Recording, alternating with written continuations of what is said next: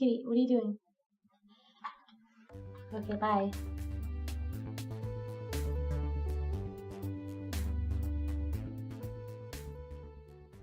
Hello, everyone, and happy Wednesday. I hope you're all doing well out there and having a beautiful day. So today I wanted to talk about something that isn't necessarily book related or writing related, but I think is important to both to our reading and just in general to life. So I want to talk about motivation. So first I want to kind of talk about what motivation is, or at least what we think it is, because a lot of people think of motivation as a muse or something outside of themselves that comes in and just brings out whatever creativity they have or whatever ideas that they have.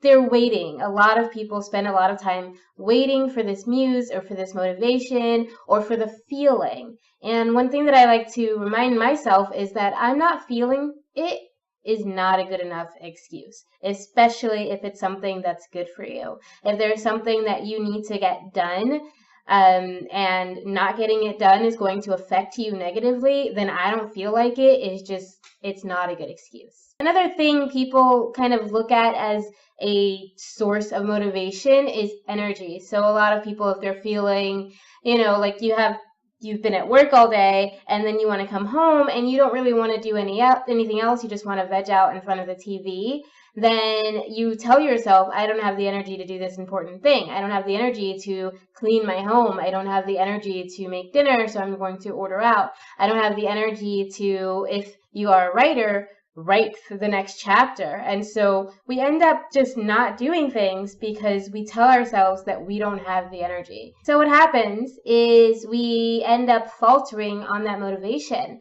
It can come one day where we feel really inspired and we want to create something, and we write 2,000 words in one day and it feels good, and then the next day you write another 2,000 words, and then the next day and the next day, and then something happens. You get busy, you got to go to work, you had a long day or a fight with someone or something happens, and you write maybe 100 words or 200 words, or you don't write any words, and then the next day you tell yourself you're going to do it, and maybe you do. But if you don't, you start feeling a little bit shamed. You start thinking, oh, I should have been writing. And then another day goes by and you didn't write again. Whatever happened? Maybe you had to work really late and you didn't get home till midnight. And so at that point, it's totally normal to want to go to bed, and you do that. And then the next day you're like, but I didn't write a thing yesterday. I could have maybe stayed up another half hour and wrote something, and you didn't do that. And so you start to tell yourself, I've messed up. I screwed up. I should have been writing. I should be writing. I have to get back to writing. And the more you tell yourself, there's another part of you inside of you that's saying, I've waited too long. I'm not ready to go back to writing. The longer I wait, the worse I feel about myself. And the worse I feel about myself, the less motivated I feel to write, and the less motivated I feel to take care of myself and take care of my home. And so your motivation begins to falter. Eventually, you find yourself in a cycle of self-shame and anxiety and anger at yourself for not being able to overcome your anxiety and do the thing that you're shaming yourself for not doing. And it just keeps going on and on and on until weeks have passed and you've done nothing. Or you just, when someone asks you about it, you cringe up and you're like, you don't want to talk about it because you haven't been doing it, because you've already been shaming yourself. So even if someone's like, so hey, how's your book going? If you haven't been writing in it, and I've totally experienced this so much where like I've put down my book. That is why it took so long to write Lullaby of the Lilith, because I had put it down, and I would put it down for months at a time, and people that I hadn't seen in a while will come to me and say, how's your book going? And I would start to feel tight in my chest and start to be almost a little panicky, because I had been telling myself for months that you're screwing up. You're never going to get this book done. I've even had a friend tell me that I was never going to finish my book. And like that kind of anxiety really aided me, so that as soon as I was asked about it, I heard those things again. The person asking probably was just curious, but in my head it's like, oh, you're gonna tell me that I need to get on it. You're gonna tell me how much I suck. You're gonna be judging me because I haven't been writing. I'm gonna feel like a crap person. I'm gonna feel like a phony because I haven't been writing for weeks.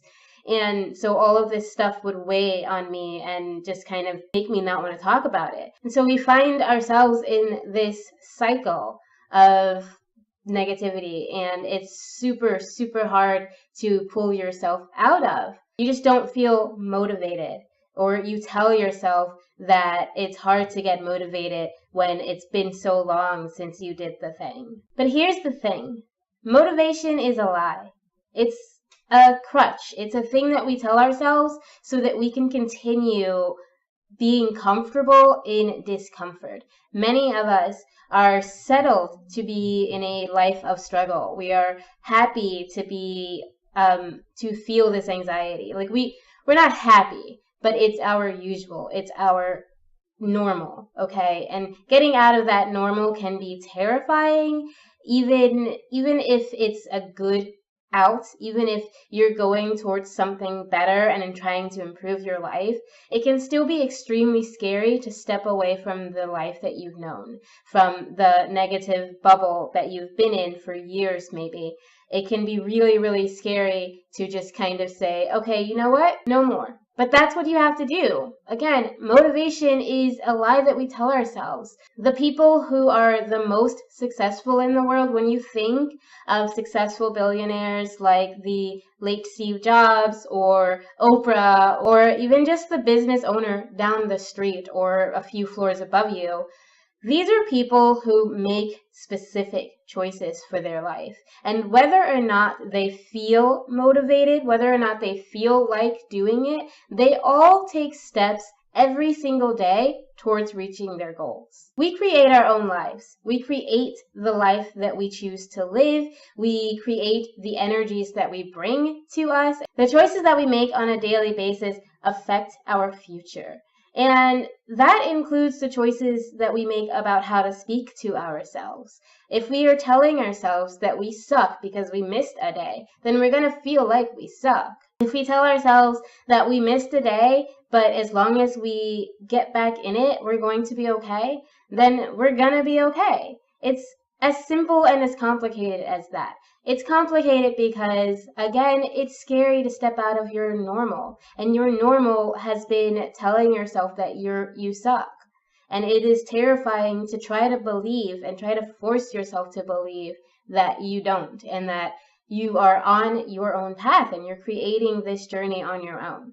It's a lot easier to say that my motivation or my muse has not come to me than to say that I am just not choosing to take this action right now. I would rather wallow in my negative feelings. I would rather spend 5 hours watching Netflix. I would rather browse like Imgur or Tumblr or whatever than do the thing that I know needs to be done, that part of me really wants to do. Because if I didn't, it wouldn't be eating at me so much not doing it.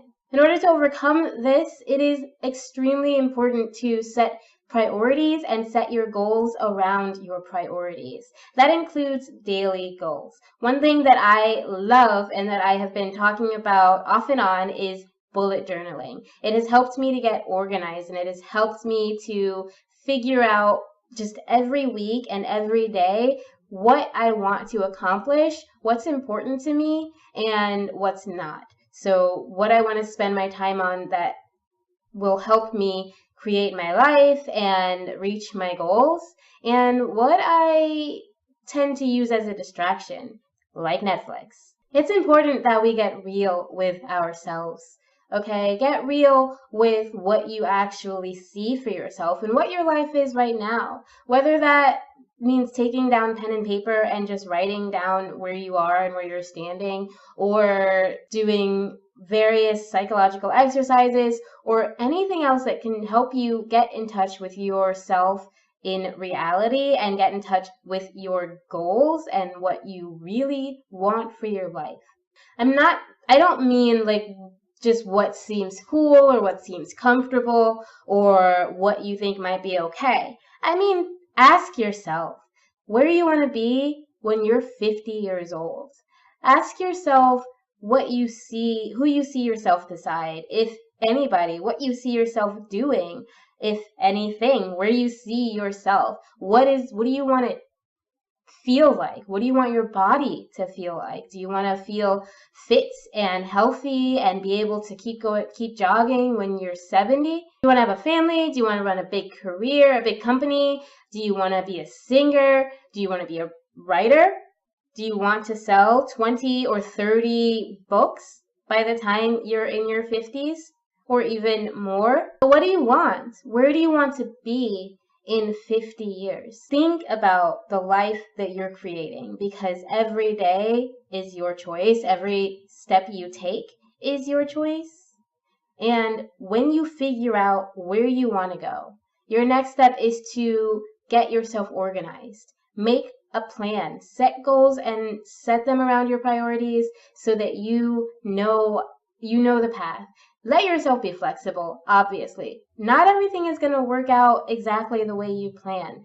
Leave yourself open to change, but absolutely make some kind of plan. Don't just let life happen to you. Make it happen. Make it what you want it to be. Of course, if you are having trouble figuring out what your goals are or your priorities are, it is entirely fine to take a break. I still love to watch Netflix when I'm feeling stressed, but I wait until I've done everything that I could get done in a specific amount of time, everything that was priority and important. I do that, and then I take my breaks and I let myself relax and I let my brain kind of shut off from all of the work that I like to do. But I have to be able to go back to that work. I can't let myself veg for 3 days straight. A day of playing Sims is totally fine, but eventually you got to get back to the real world. And of course, if you are having trouble, ask for help. Seek out therapists, ask your family, ask people who know you well, and ask strangers for certain types of input. But ask for help when you're trying to understand yourself and understand your own expectations for the world around you and for the future. You can't do it alone. Nobody exists in a vacuum. Nobody is alone. We're all connected and we're all able to help each other in some way. So absolutely reach out whenever you can. And if someone asks you for help, then give what you can. Don't tell yourself that you don't have anything. Don't tell yourself that you have nothing to offer, because you do. Everyone does. Everyone has a story to tell. Everyone has a skill or a talent or something that makes them unique and special and wonderful and an amazing part of this entire ecosystem that we're all a part of. Connect with other people. Work with other people. Reach out. That's all I have for you today. If you like this video, please click the button below and subscribe so that you can catch these videos on a regular basis. I have been doing them every week on Wednesdays, but I don't know if that's going to continue. I might just start uploading when I feel is best, because I am doing a lot of other stuff. If you're interested in that stuff, there are links in the description. I do tarot videos, I do a blog, I have a few other things offered. There is a poetry book that you can buy to read my poetry on Amazon right now. That link is also in the description. Thank you again so much for joining me, and remember always that I love you. Bye!